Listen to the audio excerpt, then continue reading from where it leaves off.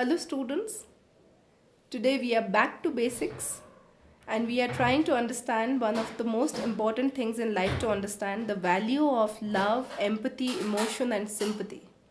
That is what this chapter is going to teach you.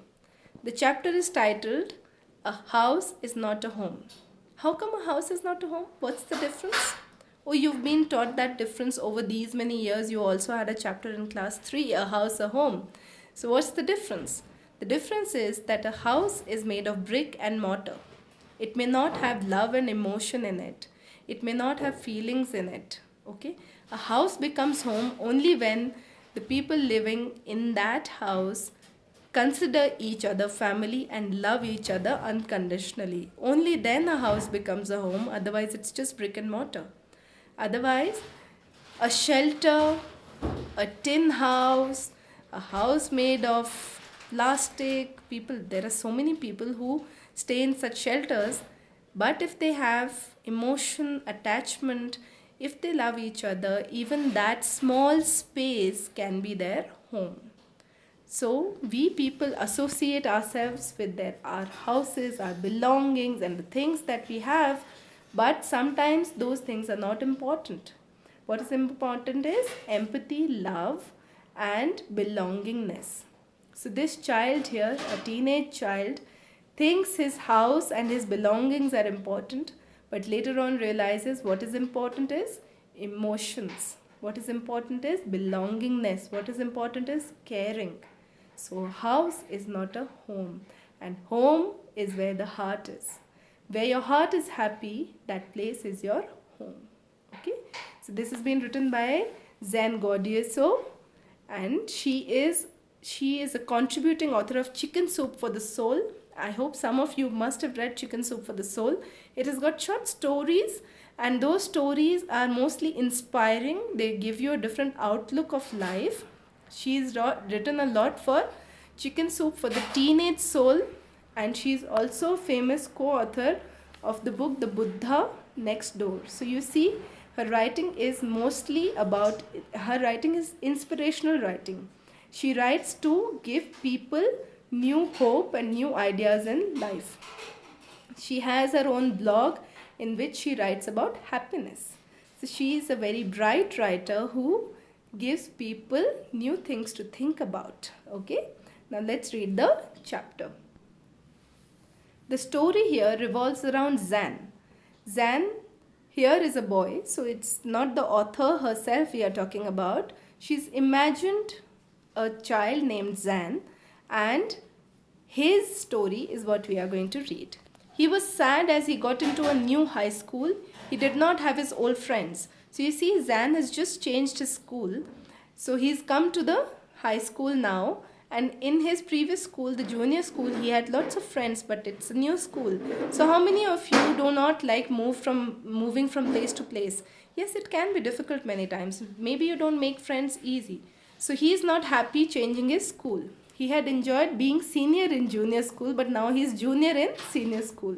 To add to his miseries, one Sunday afternoon, his house caught fire. Other than a few papers and photos of his father that was retrieved by his mother, they lost everything. So he's anyways unhappy in his life because he had to change his school.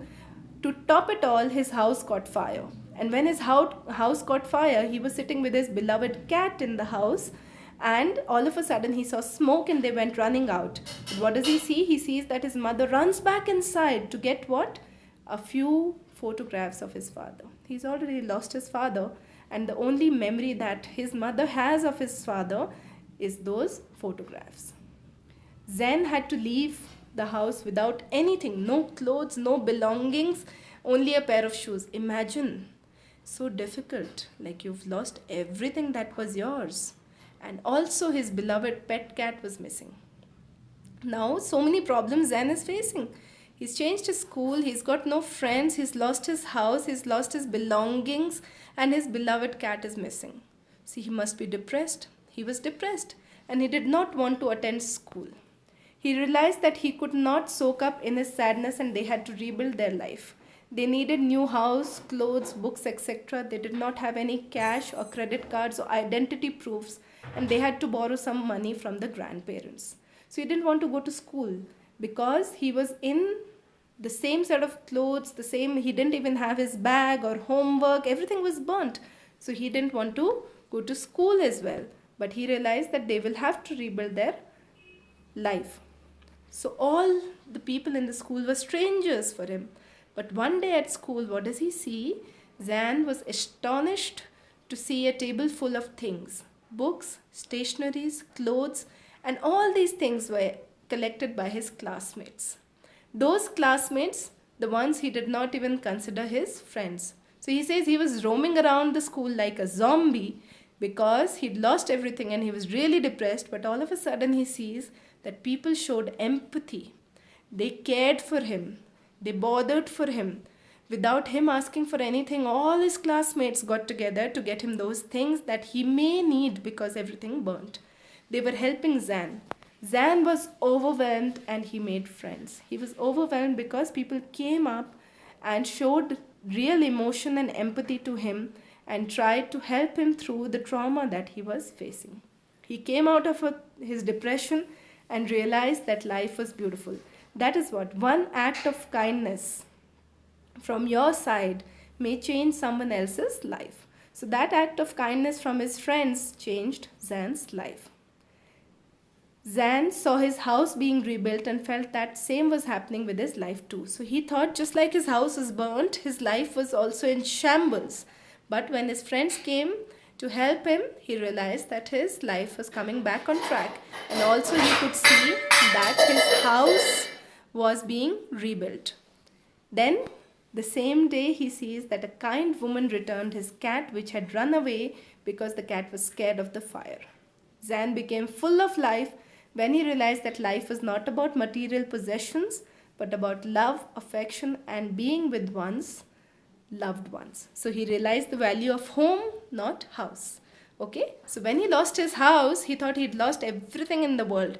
But when he found the love and affection from his mother, from his friends, from his best friend, from the cat, he realized that home is where the heart is. So you should not be worried about the house, but one should always try to build a beautiful home. I hope you all understood the chapter well and also the importance of having a loving home. Okay? And not be affected by material possessions. One should only look forward to having emotional attachment in life. Thank you, children.